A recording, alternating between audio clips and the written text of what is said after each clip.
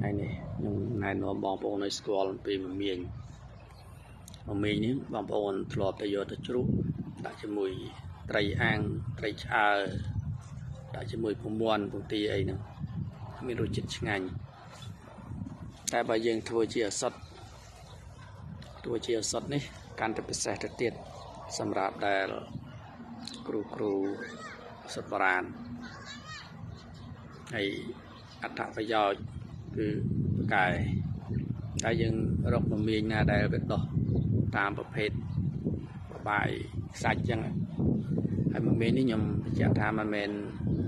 មានណាដាមទេណែវាដោះភាសាគេកាយដីហើយបែបមានគ្រាប់មានអីហ្នឹងនៅមុខផ្ទះមុខអីគេហ្នឹងវាដោះហើយមមាញជ្រក់យើងឯងតែបើយើងយកធ្វើជាសុទ្ធគឺកាន់តែពិសេសទៀតសុទ្ធយើងប្រើតាំងពីឫសដើមផ្លែផ្កាបានទាំងអស់តែឥឡូវខ្ញុំនិយាយអំពីអត្ថប្រយោជន៍វាសម្រាប់ធ្វើជាសុទ្ធគឺសម្រាប់បញ្ចុះជាតិខ្លាញ់ជាតិស្ករជាតិអាស៊ីតជួយខាងអ្នកឈឺសន្លាក់ក្លាក់ដៃក្លាក់ជើងហ្នឹងហើយនេះបើយើងយកធ្វើជាសុទ្ធគឺយើងយកវាទៅយើងហាលវាស្ងួតហើយយើងដាំទឹក15នាទីសម្រាប់ហូបតែហូបត្រឹមតែមួយថ្ងៃយើងមួយកូនកែវបានហើយព្រឹកថ្ងៃត្រង់ងាយកូនកែវសម្រាប់ព្យាបាលជំងឺចំពោះបងប្អូនដែលមានបញ្ហាសុខភាពអាចសាកជាមួយនឹងមមាញយើងហ្នឹងណា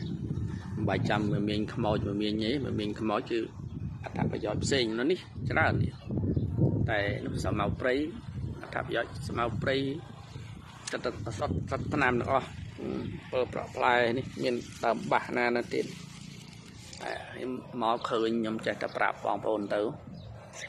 ក្បួនខ្លះសម្រាប់ឲ្យព្យាបាលសុខភាពកុំឲ្យរកថ្នាំរកពេទ្យទៅច្រើនពេក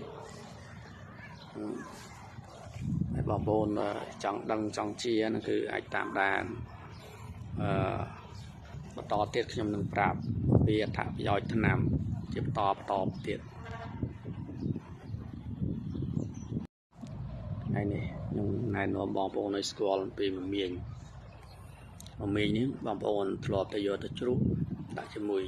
ត្រីអាំងត្រីឆ្អើរដាក់ជាមួយពងមាន់ពងទាអីហ្នឹង